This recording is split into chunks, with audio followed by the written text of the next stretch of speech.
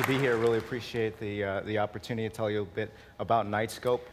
So these autonomous data machines are intended to predict and prevent crime. Crime has a $1 trillion negative economic impact on the economy annually here in the US. That is a hidden tax we all pay every single year, besides the psychological and emotional toll.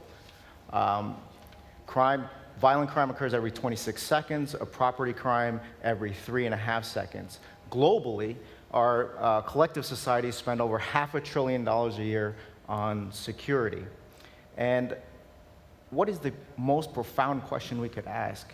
What is the big idea? How could you make something so powerful really change society?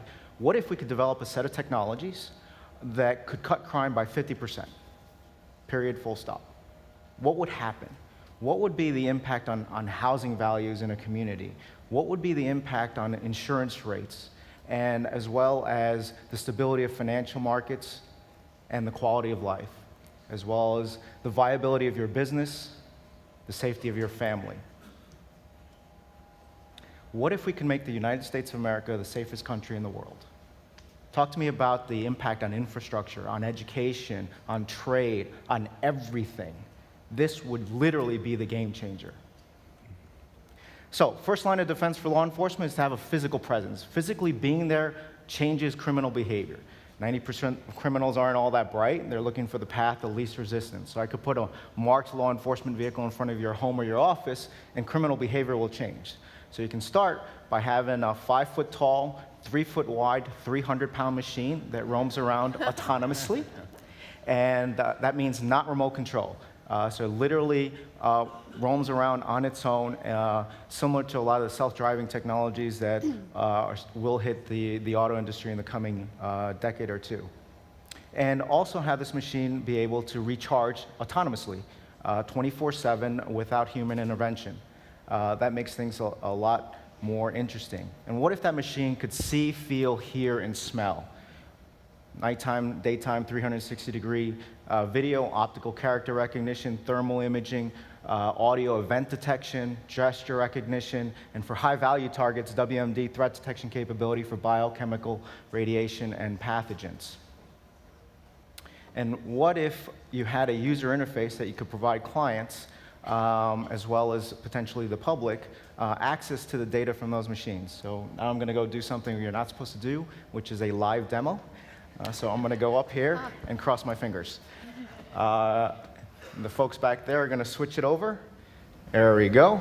So this is what we call the Knightscope Security Operations Center. This is a browser-based user interface that our clients are able to utilize. Obviously, in security, starting at the upper left, you're looking at different events that occurred throughout the day, so the guards can then clear those events and also play the particular video, go back in time and search on those things. This is a live stream from Machine 2 at Knightscope headquarters in Silicon Valley. This is live right now. We can check on the machine's health. We can emergency stop it here. We can check on battery levels, cell temperatures, etc. And then we also have a optical character recognition system on the machine that runs 300 license plates a minute. And we run that against a database that we get from the government every 4 hours of every plate that's stolen, every stolen car or felon tied to that plate. And we can then obviously alert the authorities or the personnel that's there. A few other interesting things that we're working on later this year is you'll be able to hit this broadcast button and be able to speak through a machine or a number of machines. So if, let's say you have a live shooter situation, or if you're at a school campus on the other side on the intercom, have a two-way communication, or let's say you have a young freshman uncomfortable walking from the library to the dorm at 3 o'clock in the morning, she should be able to get a physical escort. And then also be able to drag and drop these icons here. So let's say a guard can't see what machine 72 is seeing, a mile away. He or she should be able to not only log in here, but on a mobile device and see what those machines are actually doing. And obviously, as we learn more and more about the environment, we can send more and more thoughtful alerts. And the idea here is for the machines to do the computational heavy, monotonous, and sometimes dangerous work, and let the humans do the strategic kind of decision-making work.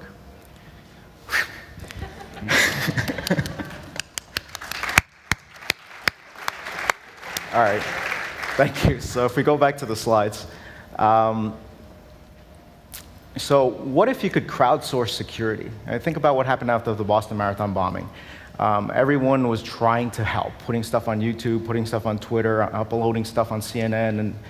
But if you're the crime analyst, good luck trying to analyze that all in real time. But what if you could actually do that and then ingest all the data that comes out of these machines, which is 90 terabytes of data per machine per annum, and be able to analyze all that real-time on-site data and then 100+ historical pieces of information of any primary, secondary, tertiary impact of crime in that particular area. Crunch all that, and let's say we're going to push a yellow, orange, or red alert.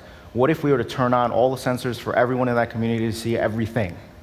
Right? Gets away from the privacy issue, but also deters crime. Like if you're the guy who wants to go steal the red car down the street, and you see a few 100 machines running around and the community's all bought in, and you know if you go try to steal that car, we're going to turn on everything for everyone to see everything, you're going to get caught. And the likelihood you're going to go do something silly is probably all about nil.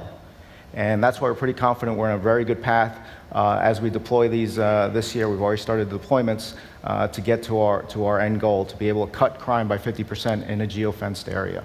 So we offer these on a machine-as-a-service business model. So an off-duty law enforcement officer, depending on the part of the country, is somewhere between $75 to $90 an hour. A guard is roughly $25 an hour. We offer these machines at $6.25 per hour. And the idea here is not to have a one-for-one human-machine replacement.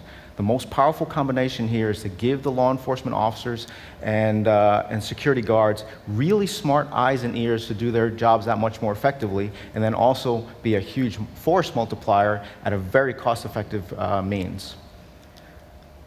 So the media has had some more than interest in what we're doing, and that's then flooded the number of clients we have on a huge wait list. We're probably over, we just started, and we've got maybe 100 huge clients on a wait list worth a few $100 million a year.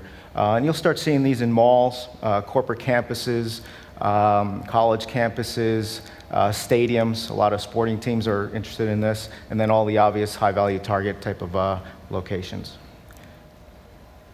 So appreciate it.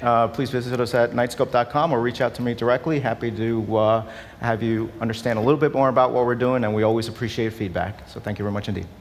Thank you. So, Bill, by the end of this year, how many of these robots will Knightscope have out in the field? We're focused on Silicon Valley for this next 12 to 18 months. The highest risk in the business is human-machine interface. Right? This is what we're doing is not normal. It was supposed to happen in 2050, not 2015.